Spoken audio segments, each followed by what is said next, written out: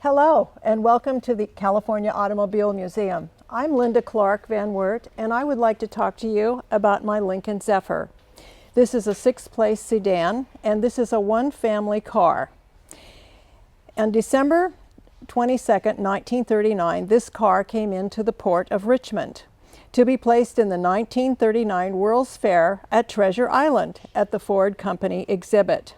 The new feature of this car was the Columbia two-speed rear axle for a two-speed overdrive. My father was a Ford mechanic, and he was asked to explain this new feature to the public.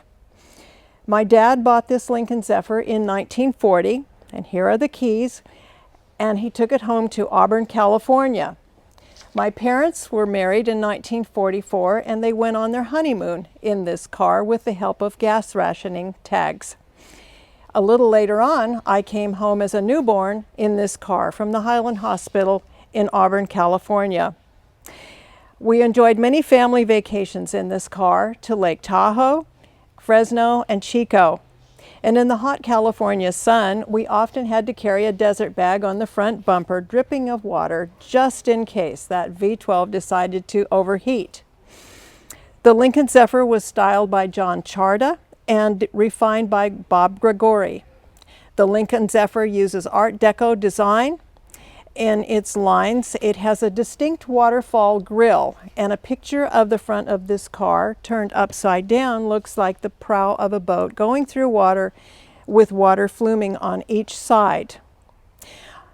Also, my docent friend's going to open the hood for you. Also, along the side of this car, the body is flared because running boards were no longer used. Okay, the Zephyr originally sold for $1,439. This big V12 was a 120 horsepower engine and had a 292-inch displacement. It weighs 3,710 pounds, and that would be about 1 3/4 ton. 15,000 of these cars were produced. It has a 3-speed transmission on the column with overdrive. Compared to the 1940 Lincoln Continental, this is the bread and butter car of the line. The 40 Lincoln Zephyr did not have any turn signals, and I distinctly remember my dad sticking his hand out the window to tell the people which way we were going. But in 1941, Ford put the turn signals right here, and that's how you can tell the difference between a 40 and a 41. Some Hollywood celebrities owned this car, and they were Mickey Rooney, Rita Hayworth, Clark Gable. And the orchestra band leader, Paul Whiteman, painted his Lincoln Zephyr blue to match the Rhapsody in Blue theme song that he had. The California State Railroad Museum was doing a feature on the streamlined modes of travel in this decade, and my car was asked to be part of it at the museum for the railroad. That was an honor.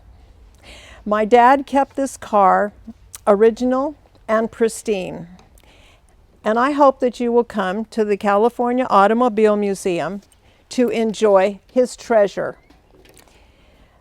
6 people can sit comfortably in here. The gear shift is on the column with an overdrive, and there's plenty of hat room and large windows that you can see out of comfortably. This car will remain in one family, and the next owner will be my daughter. Thank you.